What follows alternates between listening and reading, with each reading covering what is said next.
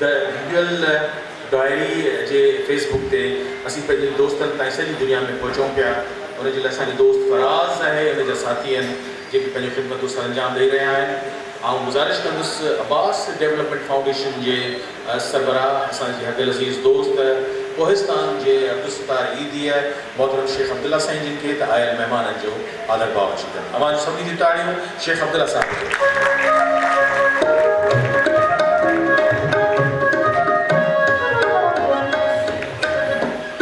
महिरबानी भाउ नसीर साहब ऐं इंतिहाई शुक्रगुज़ार आहियां असांजे सभिनी महिरबाननि मोहतरम साईं जामन चांडियो साहब, सैयद कलंदर शाह लकेरी साहब, साईं ताज जोयो साहब, डॉक्टर महमूद बुखारी साहब, साईं अनवर साहब, भेण डॉक्टर तहमीना मुफ्ती साहिबा, साईं प्रोफेसर अब्दुल्ला मुल्ला साहब, साईं नाज़ सैतो साहब, ख़ुसूसन मोहतरम साईं नसीर मिर्ज़ा साहब जो इंतिहाई शुक्रगुज़ार आहियां जंहिं मुंहिंजी वॾी हौसला अफ़ज़ाई कई इन प्रोग्राम जी तरतीब में ऐं घणो सहकार कयो।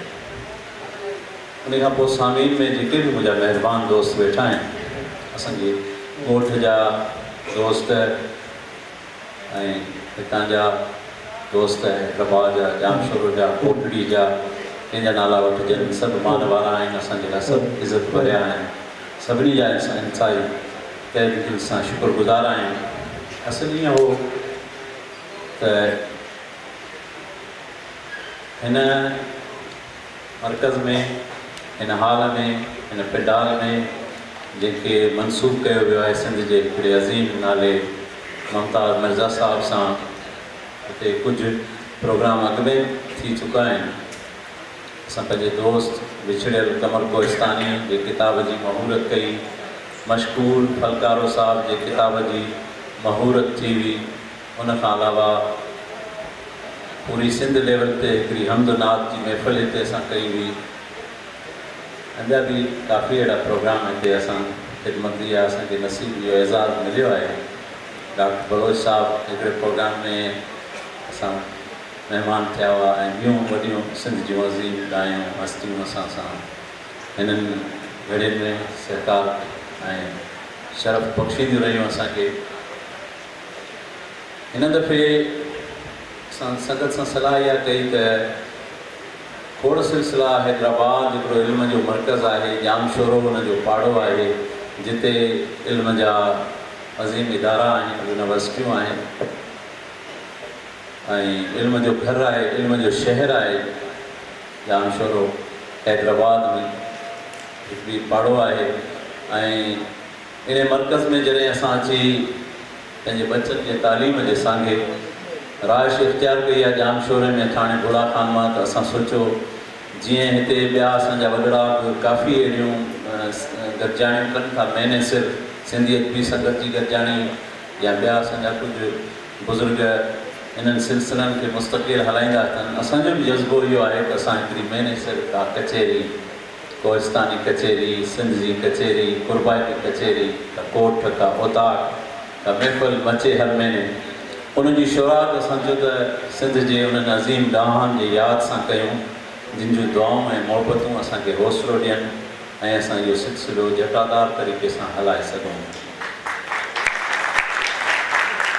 यकीनन इन्हनि प्रोग्रामनि में जिते माण्हू खे इज़त मिले थी, हौसलो मिले थो, मोहबतूं मिलनि थियूं, उते ॾुखियायूं, ॾिंगायूं, मुखालफ़तूं, मसइला बि पेश ईंदा आहिनि, पर उन्हनि ॾांहुं ॾिसणो कोन्हे। जॾहिं मक़सदु माण्हूअ जो नेक आहे, जज़्बा नेक आहिनि, ख़्याल सुठा आहिनि, पंहिंजो दिलि जो हिकिड़ो ख़ुलूस आहे, त पोइ इनशाला उहे सभु ॾुखियायूं जेके आहिनि उहे सवलायूं थी थियूं लॻनि ऐं ॾुखियाईनि जो हिकिड़ो पंहिंजो मज़ो आहे।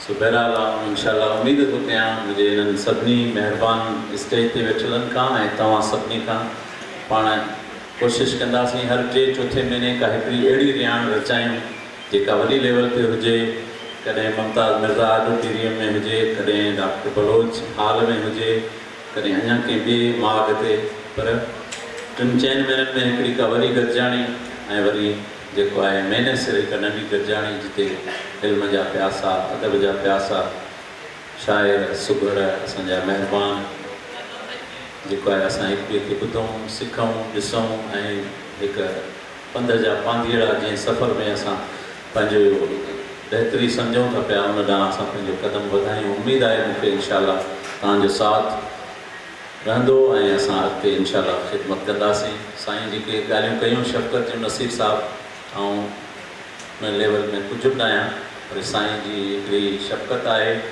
ऐं हुस्न ज़न ऐं हुस्न नज़र आहे, उन लाइ आउं संदनि शुक्रगुज़ार आहियां। मूंखे उमेदु आहे त इनशाला आउं हिकिड़ो नंढो माण्हू आहियां, कोई एॾो वॾो अहिड़े इल्मु न आहियां, पर अहिड़े इल्म सां मोहबत रखां थो ऐं मूंखे उमेदु आहे त इनशाला असां सभु गॾिजी कोहिस्तानी कचहरी जेका हिकु तारीख़ जो हिसो लेखी वञे थी ऐं स्कूल जे कोर्स जे हिन में सबक़ मां त हाणे कढी वई आहे, पर असांजे ज़िंदगी में असांजे जज़्बनि में असांजे ज़हननि में समायल आहे, उहा इनशाला निकिरी कोन सघंदी। तव्हां सभिनी जो आउं वरी तहे दिलि सां शुक्रगुज़ार आहियां। का उणाई सुणाई थिए असां खां कमी कोताही त उहा माफ़ु कजो। तव्हांजा लख वॾा वॾा लख अहसान, तव्हांजी वॾी महिरबानी। हिकु दफ़ो ॿीहर वरी सभिनी जो शुक्र महिरबानी लख।